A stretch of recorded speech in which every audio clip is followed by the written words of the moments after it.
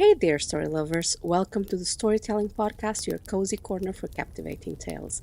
I am your host, Alejandra, and today I invite you to come closer to our storytelling campfire and listen to a compilation at the top 10 creepy urban myths. And because we have so many tales, this episode will be divided into two episodes. So sit down by the fire, grab your snacks and drinks, and hold on tight because this episode is immersive and better to listen it with your headphones while dimming the light for a little ambiance. But before we start, I would like to ask you for your support and click on the follow or the subscribe button if you're hearing this episode on YouTube or any podcast platform. I would really appreciate that, and thank you for the lovely reviews you have been leaving on the podcast. It means the world to me. So let's get started. Urban myths mix old folklore with modern narratives, creating chilling stories that stick in your mind.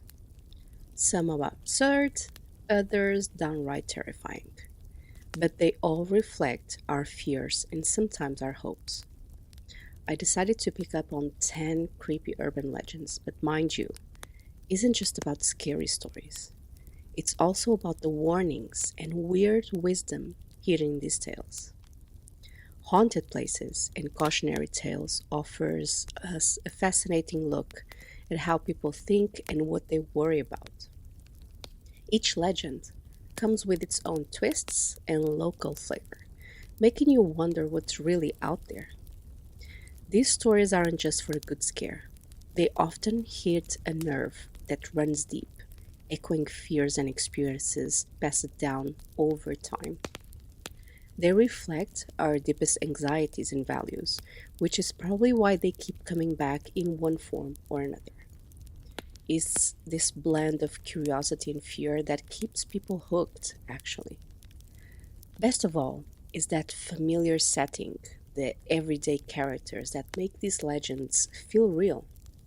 Mixing a bit of history with fiction, they latch onto the real life experiences, which somehow makes them even creepier with the fear of the unknown and the superstition fueling it. When we can explain something, we invent stories to make sense of it, or at least to give us a way to talk about it. Some might have a glance of truth. Other stories were so diluted by people over the centuries that we don't know anymore if they were true or not. These tales often lean into what scares us most: death, the supernatural, or breaking taboos. They give us a way to process fear, even if the answers aren't comforting. Storytelling and superstition feed off each other, making these legends hard to forget. Maybe that's why they're so much fun to share around the campfire. And this is why we are here once again. Shall we start?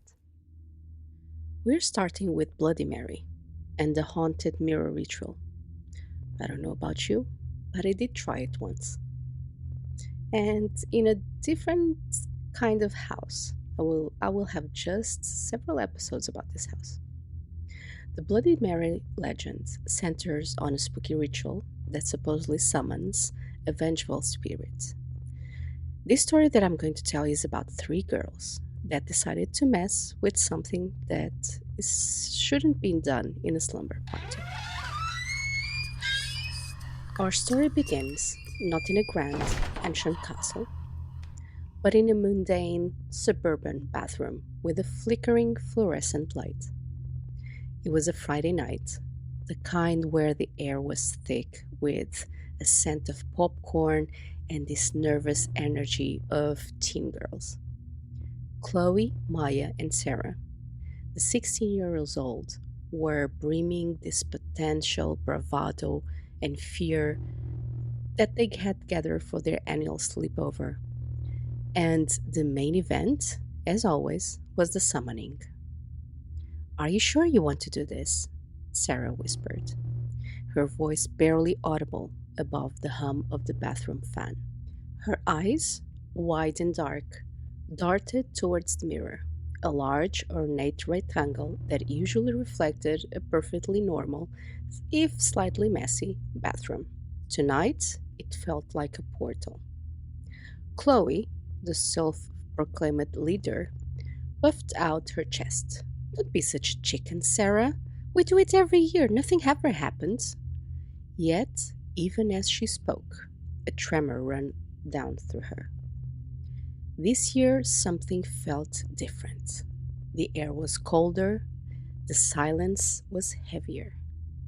Maya, the ever pragmatist, held up a single flickering light. All right, rules. 3 times, in the dark, you have to look her in the eyes. The bathroom light clicked off, plunging them into a near total darkness. The only illumination came from Maya's trembling candle flame, casting dancing shadows that made the familiar towel seem like lurking specters. The mirror, now dark, reflective void, seemed to swallow the meager light. Chloe took a deep breath, her heart thudding against her ribs like a trapped bird. She stepped forward, her reflection a ghostly silhouette in the glass. The air grew impossibly cold, raising goosebumps on her arms. Bloody Mary, she whispered, her voice crackling slightly. The candle flame wavered, almost extinguishedly. A faint, almost imperceptible shift seemed to occur in the mirror's surface, like water rippling. Bloody Mary, Maya echoed, her voice barely a breath. Her hand, holding the candle, shook violently.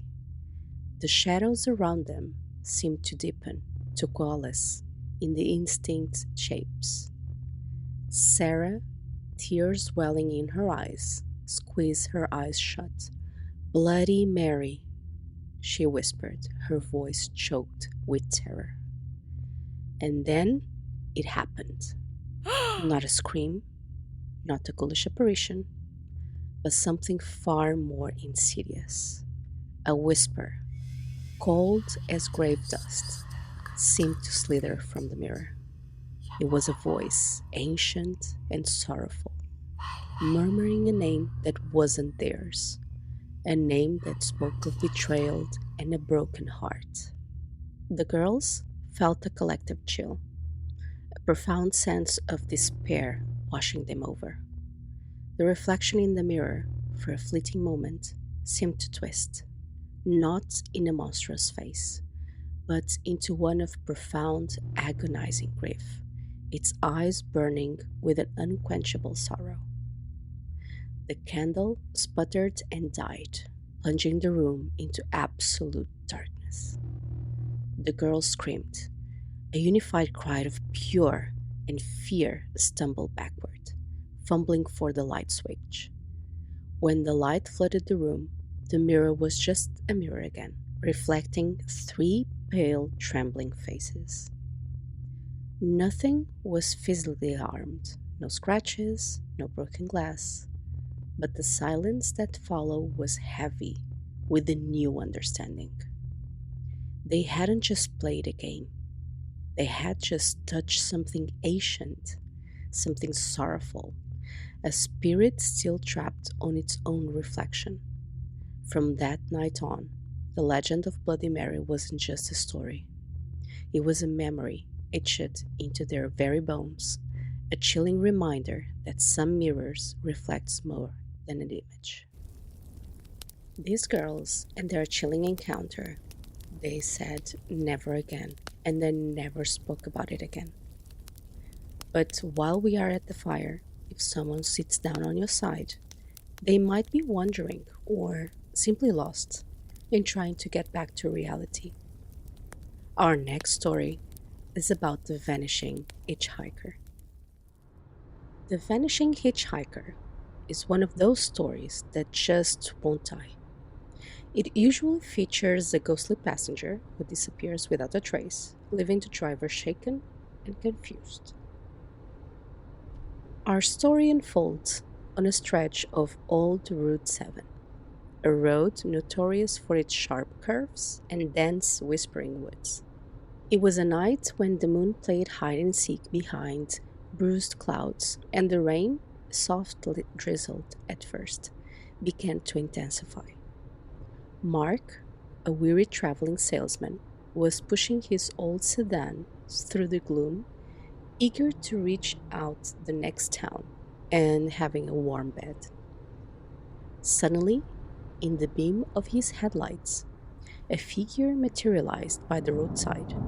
A young woman, dressed in all what looked like a thin white dress, stood shivering, her arms tentatively raised. Despite his exhaustion, Mark's conscience pricked him. No one should be here out in a night like this. He pulled over, the gravel crunching under his tires. The woman slipped into the passenger seat, bringing with her a faint scent of damp earth and something else. Something like lilies or perhaps old lace? She was strikingly pale, her dark hair clinging to her face, and her eyes held a profound sadness. "Thank you," she whispered, her voice barely audible over the rain drumming on the roof. "I'm going to the old Miller place, just a few miles up." Mark nodded, a little unnerved by her quiet intensity. He tried to make a small talk, asking about her journey, but her answers were brief, almost evasive.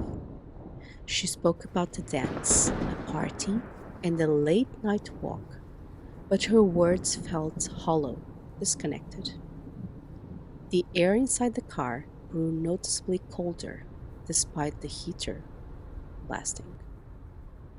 As they approached to turn off the Miller place, a long abandoned farmhouse known for its tragic history, Mark glanced over to confirm her destination. "Almost there," he said, but the seat beside him was empty. Mark slammed on the brakes, his heart leaping into his throat. He spun his head around, checking the backseat, the floorboards. Nothing. The passenger door was securely latched. There was no way she could have opened and vanished in a few seconds. He looked away. Trembling, he drove the short distance into the dilapidated Miller farmhouse. The porch light, long dead, offered no welcome. He stumbled out of the car, rain plastering his clothes to his skin, and approached the decaying front door. A faded, tarnished plaque was nailed beside it. He squinted, reading the inscription. "Eleanor Vance, born 1905, died October 27, 1925. Beloved daughter, lost too soon." October 27th. Tonight's the date. Mark stumbled back to his car, the scent of lily suddenly overwhelming. He drove away, leaving the Miller place and its ghostly occupant behind. But the memory of those sad, pale eyes and the chilling emptiness of the passenger seat would haunt his drives for the rest of his life. Hmm, didn't your parents told you not to invite people into your car? Mark now knows the rule. Our next story is about Kuchisake Onna, or the slit-mouthed woman. This is a nightmare straight out of Japanese folklore. This urban legend dives into themes of vengeance, revenge, and supernatural terror. And it has left a real mark on the Japanese culture. This next story actually creeps me out. There is something of the Asian urban myths that I believe more than anything. But please, never look at her. Our story begins with Kenji, a high school student hurrying home after a late cram session. The city lights blurred around him, reflecting off the damp pavement. It was a typical Tokyo night, cool and quiet, save for the hum of distant traffic. Kenji was lost in thought, reviewing calculus formulas when a figure appeared from the shadows on an alleyway. It was a woman, seemingly ordinary, perhaps in her late 20s. She wore a long trench coat, and her face was partially obscured by a surgical mask, common sight in Japan.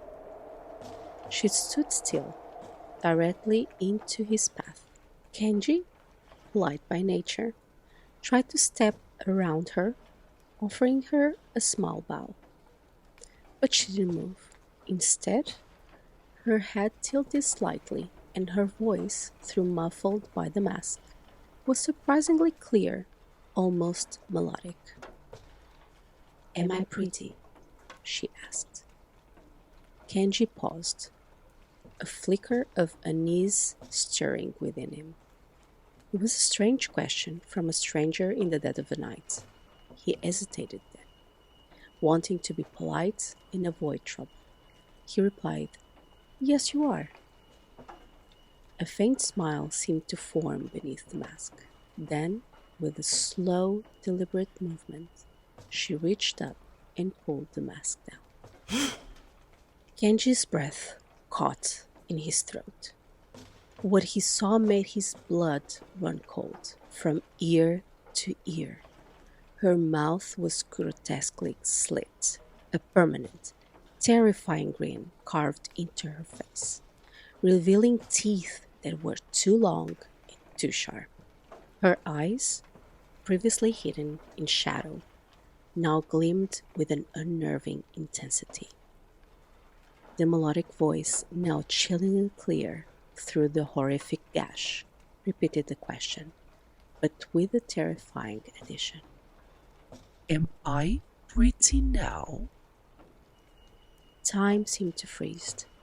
Kenji's mind raced, desperate for an answer that wouldn't seal his fate. He knew the legends, and no meant instant death. A simple yes meant she would disfigure him to match her. He remembered a faint whisper from an old student, a trick to buy time. "You're average," he stammered, the word feeling like ash into his mouth. The woman's eye narrowed, a flicker of confusion crossing his monstrous face. She seemed momentarily taken aback, her head tilting again, as if processing the unexpected response. This was his chance.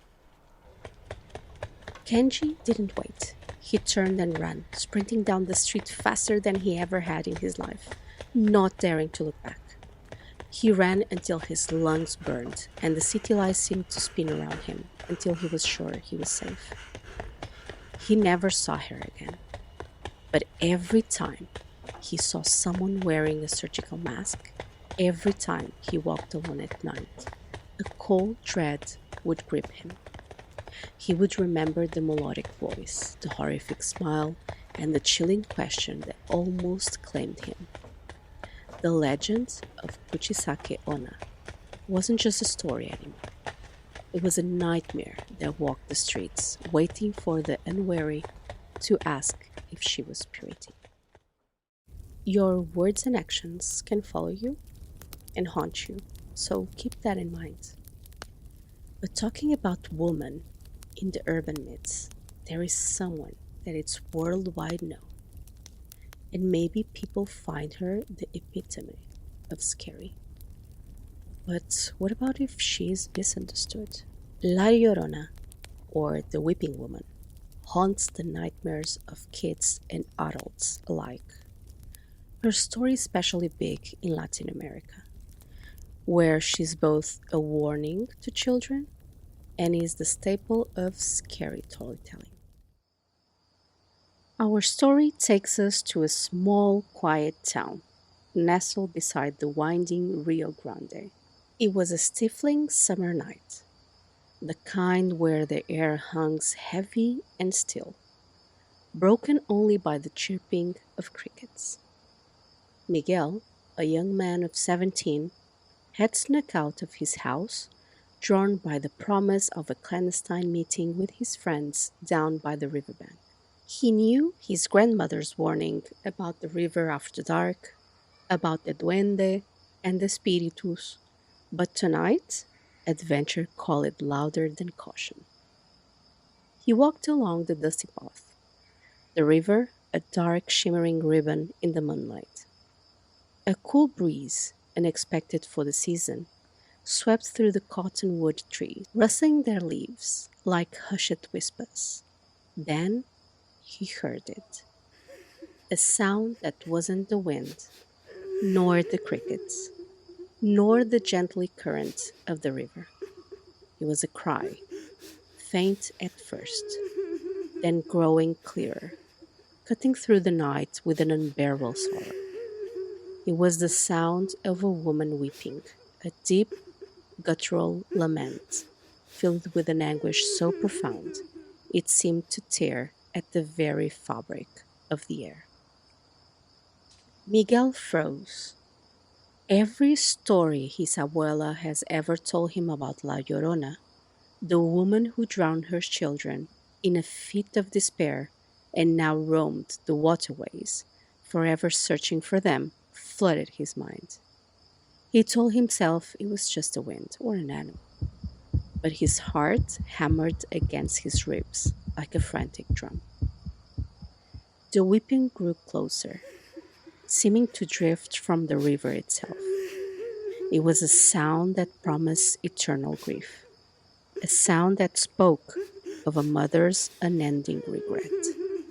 He could almost feel the cold despair clinging to the air around him. He peered through the moonlight shadows, his breath catching in his throat. And there, by the water's edge, a figure emerged, tall and slender, dropped in a flowing white gown that seemed to shimmer with an otherworldly luminescence. Her long, dark hair cascaded over her shoulders, and her head was bowed, her shoulders shaking with silent sobs. She moved with an eerie grace, gliding rather than walking, her bare feet seemingly not touching the ground. Miguel couldn't see her face, but he didn't need to. The sheer, overwhelming sorrow emanating from her, combined with that soul piercing wail, was enough. He felt a primal terror grip him, a fear that rooted him to the spot. He wanted to run, to scream, but he couldn't move, couldn't make a sound. She paused, her back to him, her hands outstretched towards the dark, swirling water. And then her head slowly, agonizingly slow, began to turn to him. That was all Miguel needed. The spell of terror broke. He turned and ran, not caring where he was going, just away from that weeping, spectral figure. He ran until his lungs burned, until he collapsed, gasping on his own porch. He never saw her face that night, and for that he was eternally grateful.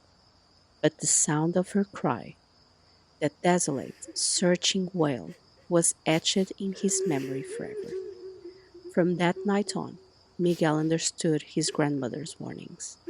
He knew that some sorrows are too great for the grave to hold, and that sometimes the most terrifying ghost is the one you only hear forever weeping for what she has lost. I think I need a glass of water, and also the lake that is nearby us is looking lovely for a midnight dipping, don't you think? But what about something near us, especially as a parent? Do you know about the babysitter and the man upstairs? The babysitter urban myth preys on the fear of being alone in a strange house at night. A babysitter, kids asleep upstairs, and a series of creepy phone calls. But what could possibly go wrong? Our story is about Sarah, a babysitter from Washington that loves horror movies, but never once thought that her life could become one. This story happened on an ordinary Saturday night. Sarah, a responsible teenager, was babysitting for the Millers, a new family in town. The house was large, a little too quiet, but the two kids were fast asleep upstairs. Sarah settled onto the plush sofa, a bowl of popcorn on her lap, and the glow of the television her only company. The evening passed, uneventful, until around 11 p.m. The phone rang, a jarring sound in the silent house, and Sarah answered, expecting Mrs. Miller to check in. Hello? A raspy, distorted voice on the other end simply grunted. Have you checked on your children? Sarah frowned. Who is this? She asked, a prickle of unease starting on her stomach. The voice chuckled, a wet, unpleasant sound. Just check on them. And then the line went dead. Sarah's heart began to beat a little faster. It was probably just a prank call, she told herself. Kids from school. Still, she got up and quietly ascended the stairs, peeking into the children's rooms. They were both sound asleep, undisturbed, peaceful. She returned to the living room, trying to shake off the unsettling feeling. Minutes later, the phone rang again. Sarah hesitated, but picked it up. Hello? Are the children safe? The same voice rasped, closer this time, more insistent. Yes, they're fine, said Sarah, her voice firmer than she felt. Look, if this is a prank, it's not funny. You should leave. The voice warned, a low growl now. Get out of the house. Sarah felt a cold dread spread through her. This wasn't a prank. The voice was too menacing, too close.